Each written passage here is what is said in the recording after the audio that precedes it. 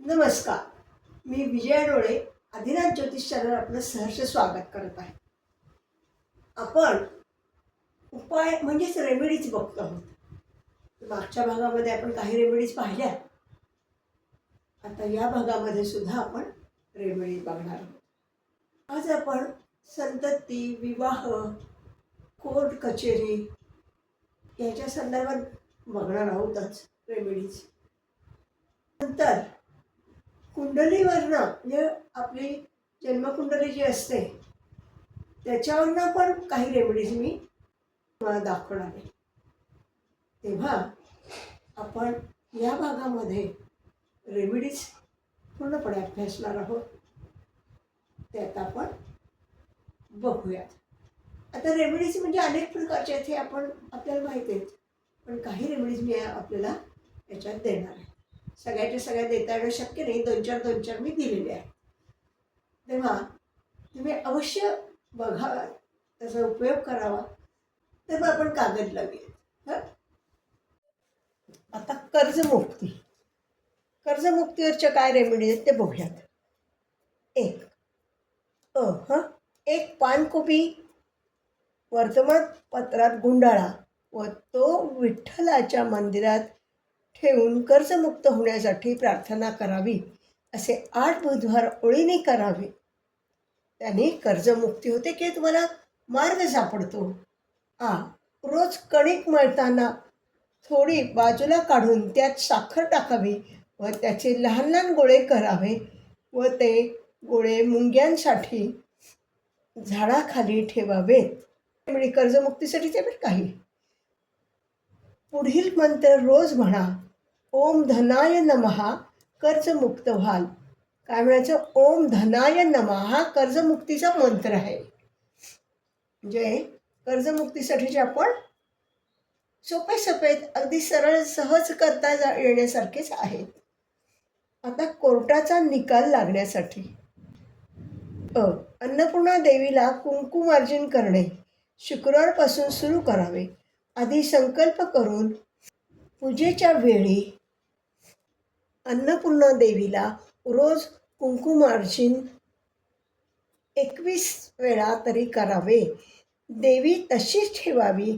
दुसऱ्या दिवशी आंघोळीनंतर ते कुंकू उंबऱ्याच्या बाहेर जाईल असे फुंकावे.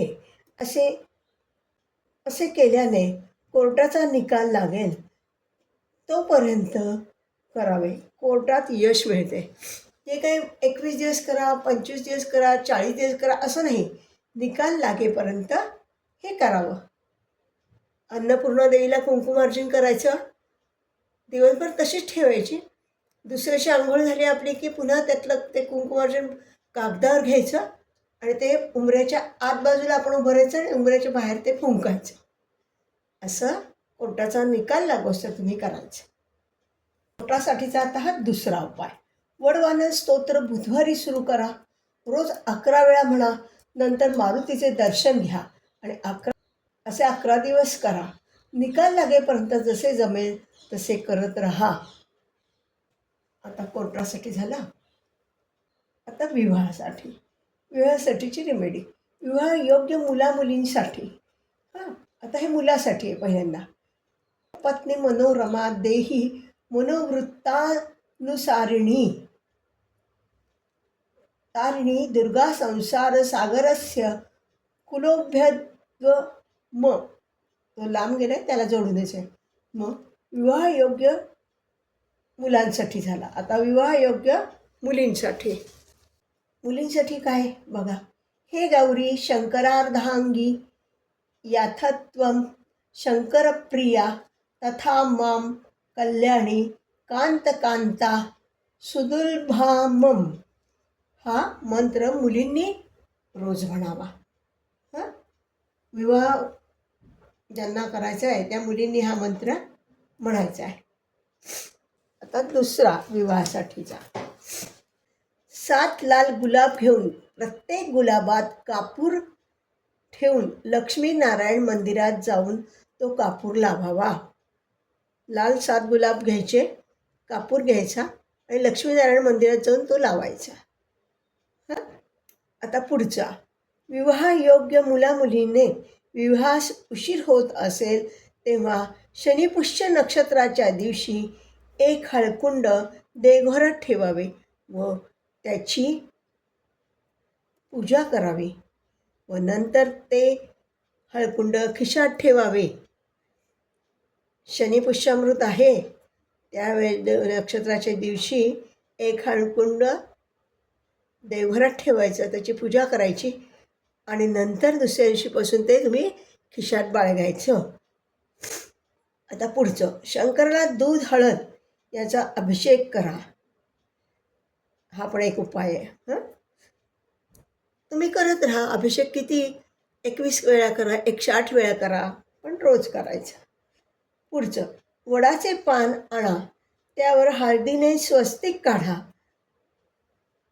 व नंतर ते पान नदीत सोडा. हे शनिवारी पुष्यामृत दिवशी सायंकाळी करा. हा पण एक विवाहासाठीचा मार्ग आहे.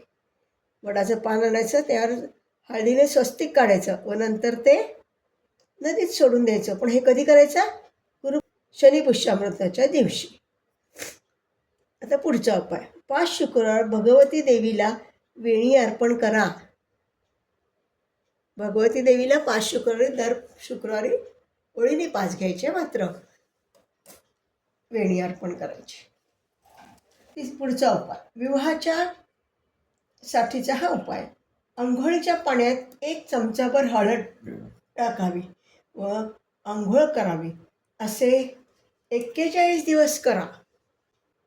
पुढचा उपाय, घरातून बाहेर जाताना ओली हळद, म्हणजे ओली हळदीचं काय असतं, कपाळाला थोडासा टिळा लावायचा, हळद लावावी कपाळाला.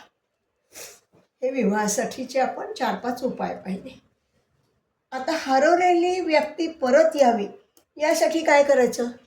एखादी व्यक्ती हरवली म्हणा, घरातून निघून गेली म्हणा, तर त्यासाठीचा उपाय,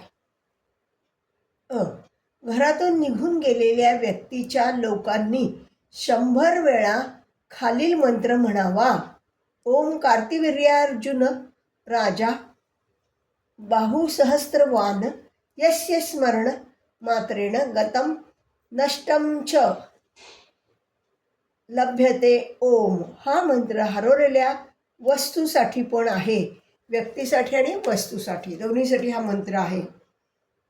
आलं का लक्षात? परत मंत्र वाचू का? ओम कार्तिवीर्यार्जुन राजा बाहुसहस्रवान यस्य स्मरण मात्रेण गतम नष्टम च लभ्यते ओम. हा मंत्र म्हणायचा. वस्तू हरवली तरी म्हणायचा किंवा व्यक्तीसाठी म्हणायचा. आता हरवल्या व्यक्तीसाठी दुसरा उपाय, घरातून गेलेल्या माणसाचे वापरायचे कपड्यापैकी 1 कपडा घ्या. घरातील देवापुढील चिमूटभर उदबत्तीची राख बादलीभर पाण्यात टाकावी. त्या बादलीत वापरलेला कोणताही कपडा बुडवा. तो कपडा न पिळता बाथरूममध्ये टांगून ठेवा. पाणी गळून जाईल असे 3 दिवस करा. असं करायचं. जी व्यक्ती हरवली आहे किंवा घरातनं निघून गेली, तिचे आतले कपडे, कुठलेही कपडे घ्या, ते एका बादलीभर पाण्यात बुचकाळा. त्याच्या आधी चिमटच अंगारा म्हणतो आपण, तो त्याच्यात टाकायचा आणि ते बुडवून ठेवायचे.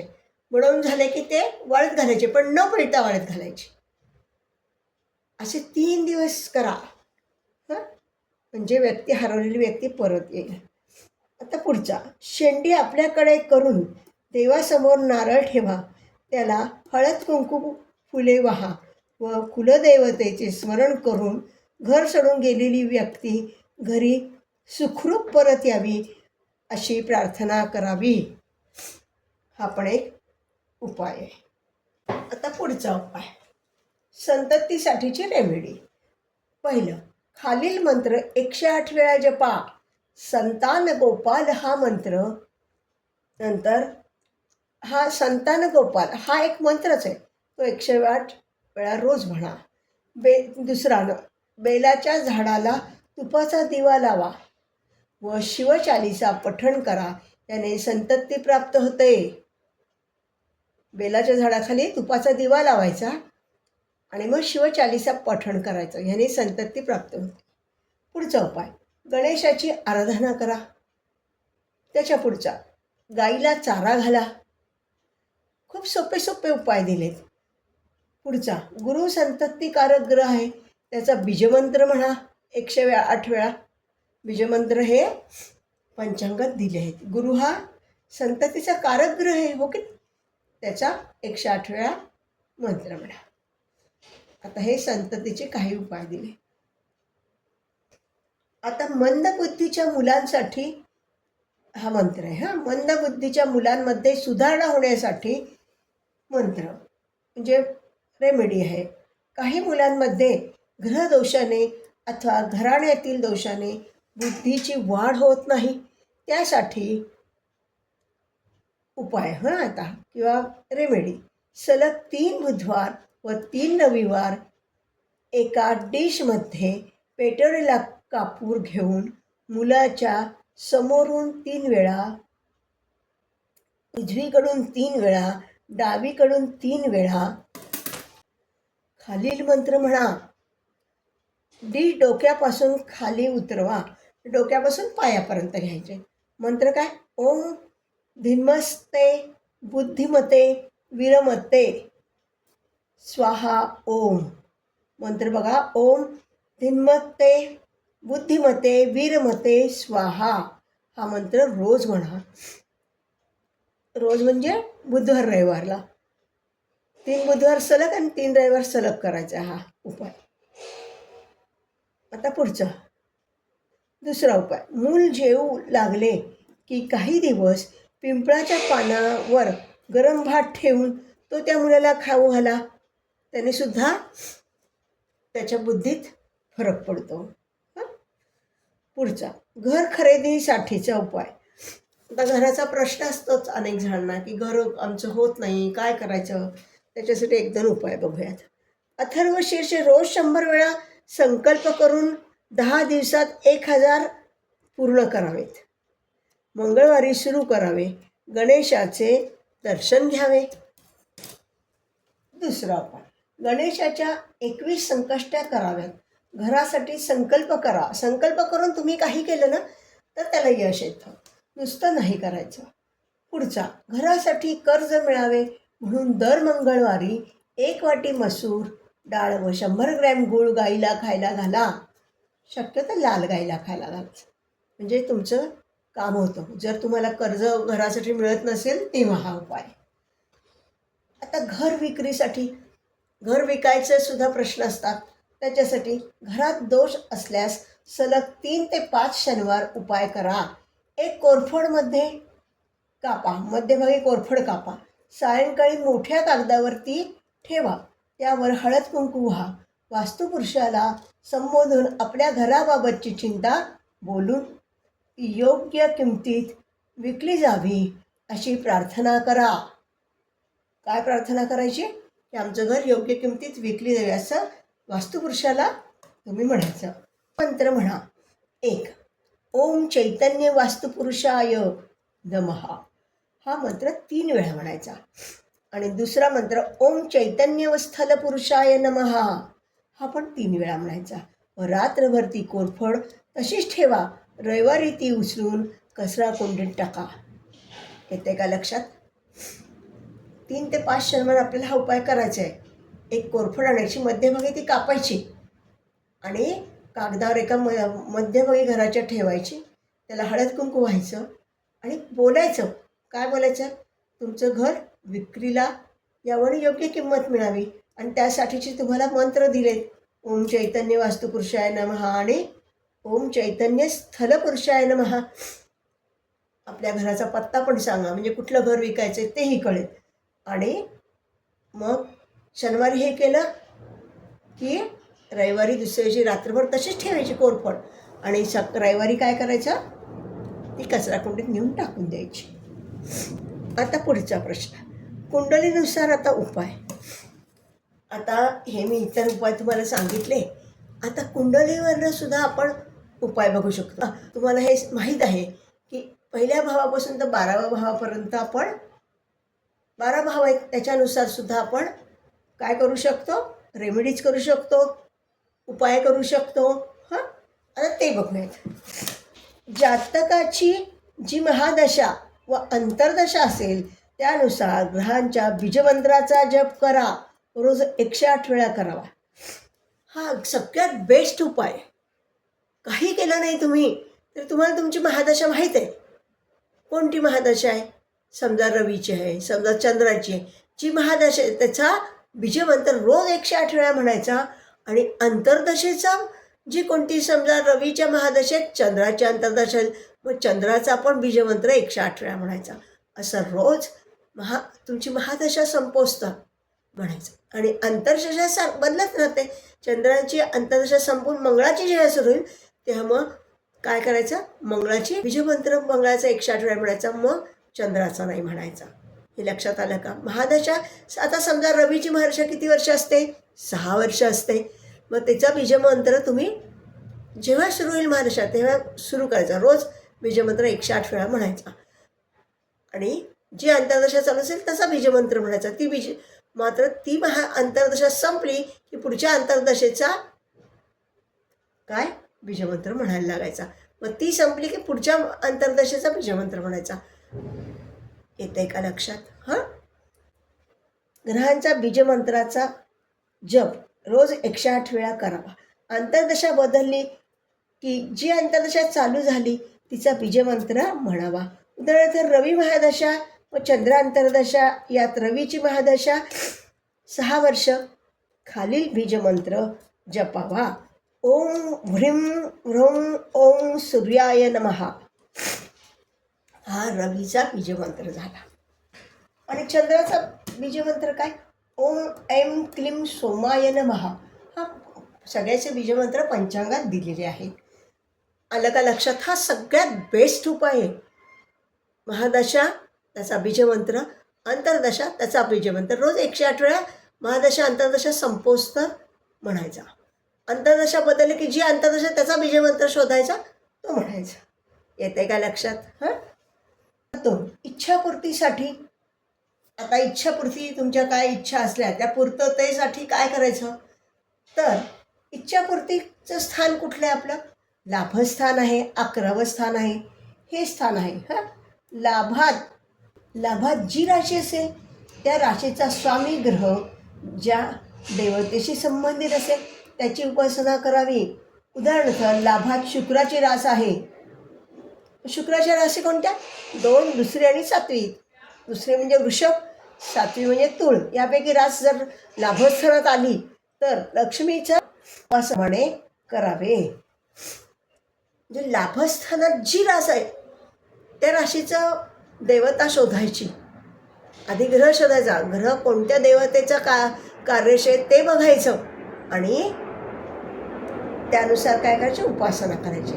आता हे बघा मी खाली दिलेलं आहे हां तुम्हाला. आता ग्रह, राशी आणि देवता हे पण दिले. आता रवी ग्रह त्याची राशी कुठली? जे 11व्या भावात जर सिंह राशी आली तर श्रीरामाचा उपासना करायची. आलं लक्षात? चंद्र जर आहे, चंद्राची रास कर्क आली, लाभभावात कर्क रास आली तर श्रीकृष्णाचा जप करायचा. कोणाचा? श्रीकृष्णाचा. ग्रह मंगळाला, लाभभावात मंगळाला, मंगळाची रास कुठली? मेष किंवा वृश्चिक. मेष किंवा वृश्चिकपैकी जर 11व्या भावात रास पडली तर कुणाचा जप करायचा? गणेश किंवा हनुमान. मंगळाचं कोण देवता आहे? गणेश किंवा हनुमान आहे. आता लाभभावात जर बुध पडला तर ग्रह, म्हणजे बुधाची रास पडली तर, ग्रह नव्हे रास. मग बुधाच्या कोणत्या राशी? मिथुन आणि कन्या. या दोनपैकी एखादी रास पडली तर काय? बुध कोणाचं कार्यश? नारायण. नारायणाचा तुम्ही उपासना करू शकता. नारायण म्हणजे विष्णू म्हणा. हां, आता गुरु पडला लाभभावात तर काय करणार? धनु. गुरुच्या 2 राशी कुठल्या? धनु आणि मीन. यातली रास जर 11व्या भावात पडली तर श्री दत्तगुरु यांचा जप करा. त्यांचं काय गुरुचरित्र म्हणा, काही म्हणजे त्यांचं जी उपासना असेल ती करा. आता शुक्रची राशी कुठली? वृषभ आणि तूळ. त्याच्यापैकी जास्त लाभभावात पडली तर श्री लक्ष्मीची उपासना करा. आणि शनीची रास मकर आणि कुंभ यापैकी एखादी रास जर पडली लाभभावात तर कोणाचं करायचं? शिवाची उपासना करायची. येते का लक्षात? आपण पत्रिकेमध्ये लाभस्थान आपल्याला माहिती म्हणजे 11वा भाव. 11 भावात जी रास पडली आहे त्याचा ग्रह कोण आहे ते बघायचं. आता समजा मिथुन पडली तर मिथुनाचा कोण आहे ग्रह? बुध. नंतर सिंह पडली तर रवी. कर्क पडली तर चंद्र. अशा ग्रह बघायचे आणि त्यांच्या ह्या देवता मी दिलेल्या आहेत त्यांची उपासना करायची. ही पण तुमच्या इच्छापूर्तीसाठी अतिशय महत्त्वाची रेमेडी आहे. अशा पद्धतीने कोणत्याही भावाचा प्रश्न सोडवता येईल.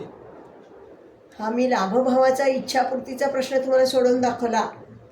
आता पंचम भावाचा आहे. समजा पंचम भावात जी रास पडली आहे त्याचा स्वामी कोण आहे बघायचं. समजा 8 आकडा पडला आहे. वृश्चिक रास पडली आहे पंचम भावात. वृश्चिक रास कोणाची आली? मंगळाची. मंगळाचा कोण आहे बरं? देवता गणेश किंवा हनुमान. त्यांची आराधना करा, त्यांची उपासना करा. येते का लक्षात? ह्याच पद्धतीने तुम्ही कुठलाही प्रश्न सोडवू शकता. संततीचा, घराचा काय तुम्ही कराल ती ह्या पद्धतीने तुम्ही सोडवायचं आहे. आता पुढचं मानसिक तणाव दूर करणे. आजकालच्या काळात मानसिक ताण खूप असतो. डिप्रेशन. पण डिप्रेशन कशाला येऊ शकतो? मनाचा कारक कोण आहे ग्रह सांगा बरं? चंद्र जर बिघडला असेल, चंद्राला जर प्रॉब्लेम असेल तर नक्कीच डिप्रेशन येऊ शकते. आणि चंद्र कशाने बिघडू शकतो? चंद्राबरोबर राहू आहे, चंद्राबरोबर केतू आहे, चंद्राबरोबर शनी आहे.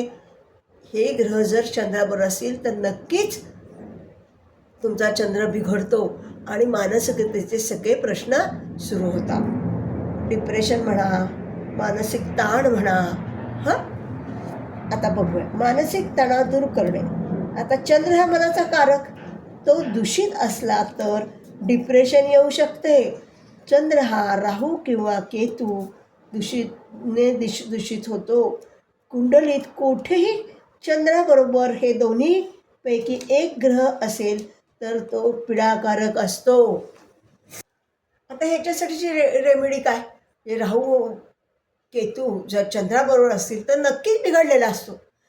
आणि तो कुठेही असू दे कुंडलीत, अगदी अष्टमात असू दे, व्ययात असू दे, कुठेही असू दे, तर तुमचा चंद्र बिघडतो.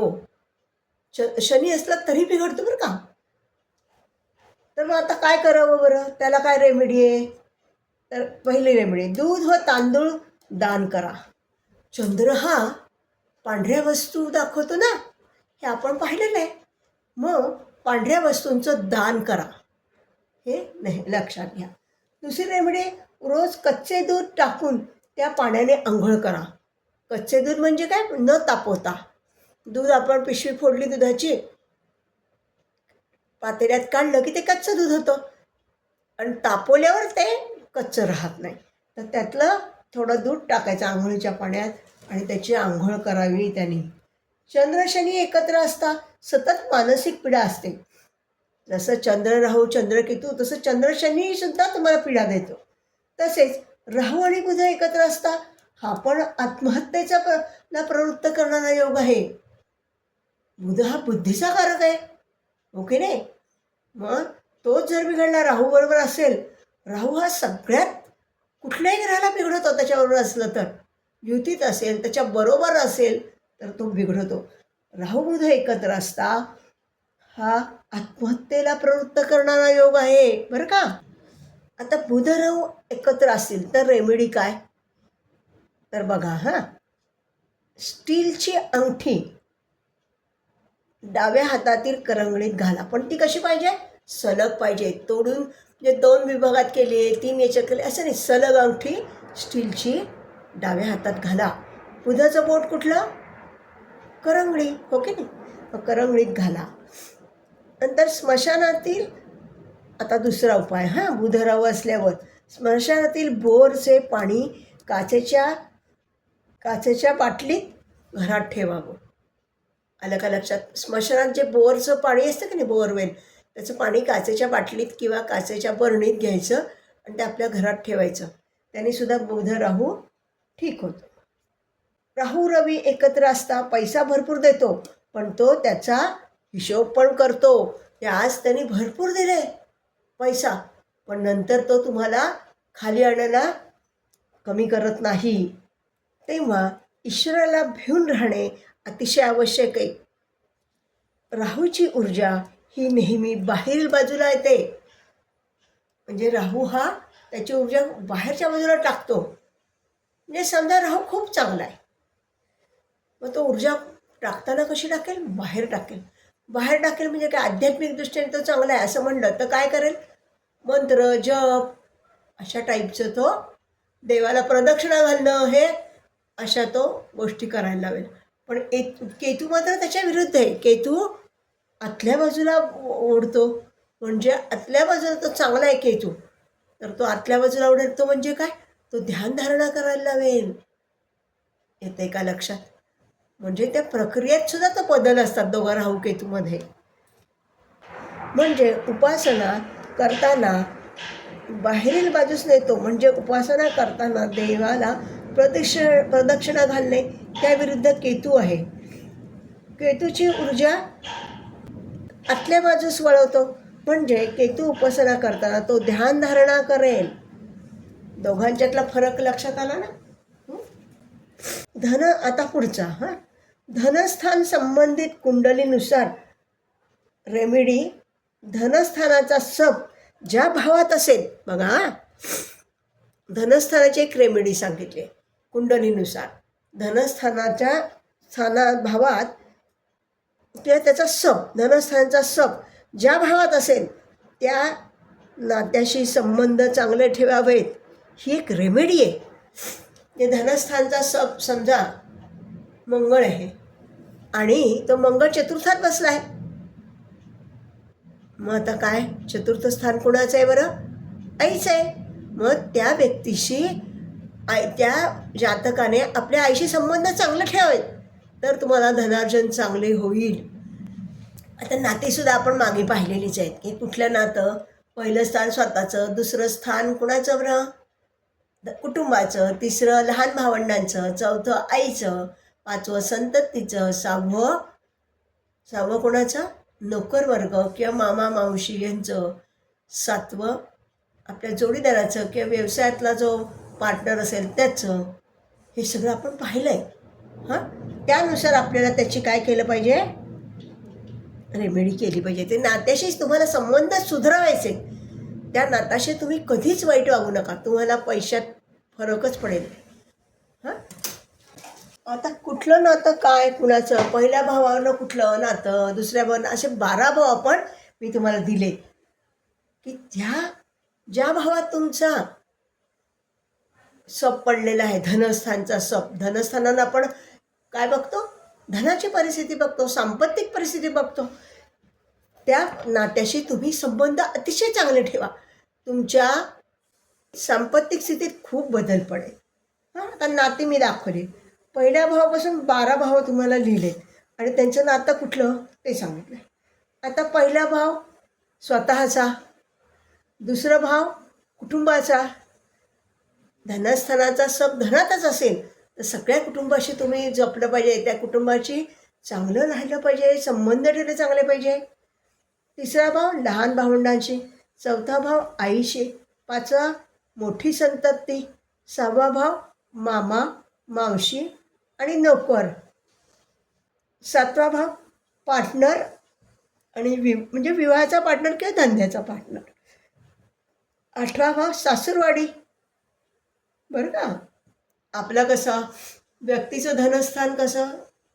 स्वतः व्यक्ती म्हणजे पहिलं स्थान आणि धनस्थान म्हणजे पैशाचं स्थान. तसं आपल्या जोडीदाराचं स्थान सप्तम भाव आणि त्याचं धनस्थान सप्तमाचा अष्टम भाव म्हणजे सासूरवाडी झाली. आलं का लक्षात? नवम भाव वडील किंवा गुरु. 10व्या भावावरनं काय, नोकरी किंवा धंद्यासंदर्भात कोणी असू शकेल. 11वा भाव मोठे भावंड किंवा मित्र आणि 12वा भाव परदेशाशी संबंधित असतो.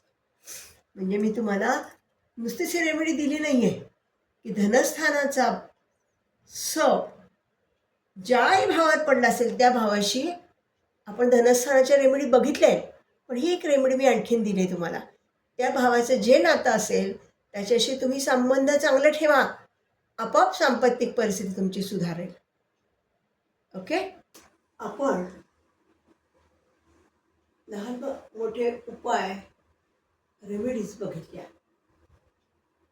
मागच्या ह्याच्यात आपण ग्रहांच्या याच्यानुसार पाहिल्या. ह्या ह्याच्यात आपण विवाह संतती रेग्युलर आपल्या ह्याच्यात जे लागणारे आहेत प्रश्न आहेत, जे आपले प्रॉब्लेम्स आहेत आपले, त्याच्यानुसार आपण रेमेडीज बघितल्या. कुंडलीनुसार आपण रेमेडीज बघितल्या. लाभस्थानाचं इच्छापूर्ती किंवा हे जे आपण तेही पाहिलं. असं सांगायचं आहे की प्रत्येक व्यक्ती इन्कम मिळवते, काही ना काही इन्कम असतं. कोणाचं 10,000, कोणाचं 10 लाख, कोणाचं जे काही असेल ते. पण असं इन्कम आहे त्याच्यापैकी 10% इन्कम तुम्ही हे दान केलं पाहिजे. असं करतात का हो प्रत्येक जण? करावं, पण करत नाही. आता धनाचा उपयोग आपण कसा करायचा असतो? 3 प्रकारे होतो. एक तर दान करणे, दुसरे उपभोग भोगणे, भोग. आपण रेग्युलर संसारासाठी आपण उपभोग घेतो पैशाचा, ओके नाही ते. आणि तिसरं नाश होतो त्याचा. अशा 3 प्रकारांनी धनाचा उपयोग होतो. तर दान हा अतिशय महत्त्वाचा फॅक्टर आहे की जितकंही तुम्ही दान कराल त्याच्या कितीतरी पटीने तुम्हाला मिळत असतो. हे नेहमी लक्षात ठेवा. फक्त दान करताना कसं सुयोग्य माणसाला दान झालं पाहिजे, आवश्यक आहे त्यालाच गेलं पाहिजे, तर त्या दानाचा उपयोग आहे. एक दानाची मोठी रेमेडी मी सांगणार आहे. आपल्या कुंडलीमध्ये सगळ्यात वाईट 2 भाव कुठले? तर अष्टम भाव आणि व्यय भाव. 6, 8, 12 हे भाव बरोबर नाही. 6 म्हणजे आजारपण, 8 म्हणजे मृत्यू आणि 12 म्हणजे व्यय. तर 6 सोडून दे की 6 नोकरीला वगैरे तरी चांगलं आहे, पण 8 आणि 12 हे विशेषतः चांगले भाव नाही असं आपण म्हणतो. तर मी तुम्हाला असं सुचवते की त्या अष्टम भाव आणि व्ययभावाच्या जेव्हा तुमच्या महादशा येतात, अंतर्दशा येतात, विदशा येतात, तुम्हाला पीडाकारक दिवस असतात, अतिशय त्रासदायक दिवस असतात.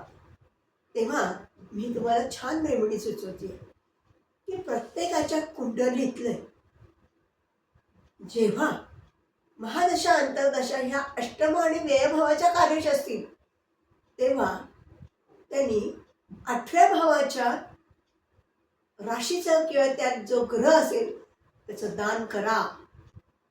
कष्ट, तुमचे वाईट दिवस, पीडा दिवस सगळे कमी होतील. ही तुम्हाला छान रेमेडी दिली ना का. अष्टम भावात जी रास असेल, समजा बुधाची रास असेल आणि कुठला तरी ग्रह असेल, समजा राहू ग्रह असेल, अष्टमात राहू ग्रह पडलाय आणि रास बुधाची कुठली कन्या असेल समजा, तर मग तुम्हाला कुणाच्या बद्दल दान करावं लागेल? कुणासाठी दान करावं लागेल? राहूचं दान तुम्हाला करावं लागेल आणि बुध म्हणून बुधाचं दान करावं लागेल. पण बुधाची रास आहे आणि राहू आहे तिथे, ओके नाही. ही फार मोठी रेमेडी आहे ना. दान करणं ही याच्यासाठी बेस्ट रेमेडी कुठलीच नाही. आणि दान हे सुयोग्य व्यक्तीलाच गेलं पाहिजे. आता मी तुम्हाला फळ्यावर कुंडली एक मांडून त्याच्या संदर्भात कसं करता येईल ते दाखवते नुसतं. आता 4थी रास कर्क, 5 धनस्थानात 6 म्हणजे कर्क लग्न आहे. मग 5, 6, 7, 8, 9, 10 आणि 11वी रास पडलेली आहे अष्टमात. कोणती रास पडली? 11वी. आणि कोणता ग्रह आहे? राहू आहे. आता तुम्हाला दान कशाचं करायचं? राहू दान करायचं आणि शनीचं पण दान करायचं. आलं का लक्षात? म्हणजे पण केव्हा करायचं? राहूची महादशा असेल किंवा शनीची महादशा असेल, शनीची महादशा आणि राहूची अंतर्दशा, राहूची महादशा, शनीची अंतर्दशा, हे सगळ्यात जास्त पीडाकारक असणार आहे. तेव्हा हे त्या संदर्भातल्या ग्रहांचं दान करायचं. ही फार मोठी रेमेडी आहे. आपण आज रेमेडीचा दुसरा भाग बघितला. त्यात विवाह संदर्भात, संतती संदर्भात, कोर्टा संदर्भात असे जीवनातले लहान मोठे प्रसंगाच्या काही रेमेडीज पाहिल्या, काही उपाय पाहिले की तुम्ही सहज करू शकाल. अशा तर रेमेडीज खूप आहेत, पण इथे आपल्याला सर्व देता येणार नाही म्हणून मी थोड्या थोड्या दिलेल्या आहेत. तसंच आपण कुंडलीवरनं, प्रत्येकाच्या कुंडलीवरनं रेमेडीज बघितल्या की लाभस्थान हे कशाचं आहे? इच्छापूर्तीचं स्थान आहे. भावावरनं कोणती रास आहे त्याची रेमेडी बघितली. तसंच आत्ता शेवट दानाची रेमेडी बघितली की अष्टम भाव आणि व्ययभाव आपले सगळ्या पत्रिकेतले सगळ्यात वाईट भाव म्हणजे पीडाकारक भाव, त्यासाठी सुद्धा मी तुम्हाला अतिशय सुंदर रेमेडी दिलेली आहे. ती अवश्य करा, त्याचा तुम्हाला नक्कीच फायदा होईल. अशा रीतीने आपण जानेवारी 25 मध्ये कृष्णमूर्ती पद्धतीने अभ्यास करायचा सुरू केला. तो आपला आता अभ्यास संपलेला आहे, सगळं शिकवून झालेलं आहे आपलं. तेव्हा वारंवार सगळे भाग बघा. त्यात तुम्हाला काही प्रॉब्लेम आले, तुम्हाला काही प्रश्न विचारायचे असेल तर नक्कीच ह्या आपल्या चॅनलवर तुम्ही टाका. मी तुम्हाला नक्कीच सहकार्य करेन. इतरांना शेअर करा. जास्तीत जास्त लोकांपर्यंत कृष्णमूर्ती पद्धती जाऊ दे. कृष्णमूर्ती पद्धती शिकवून पूर्ण झाले असं सांगते आणि हा आपला आजचा भाऊ इथेच संपवते. तुम्ही सगळ्यांनी या 10-11 महिन्यात मला खूप सहकार्य केलं, त्याबद्दल खूप खूप धन्यवाद, खूप खूप आभार. तेव्हा हा आपला चॅनल आपण बंद करत नाही आहोत. मला आधीमध्ये काही घ्यावंसं वाटलं, काही नवीन मला सांगावंसं वाटलं, मी नक्कीच येऊन ते तुम्हाला सांगणार. नमस्कार. खूप खूप मनापासून धन्यवाद सगळ्यांचे. आपण हा भाग आता संपवतो.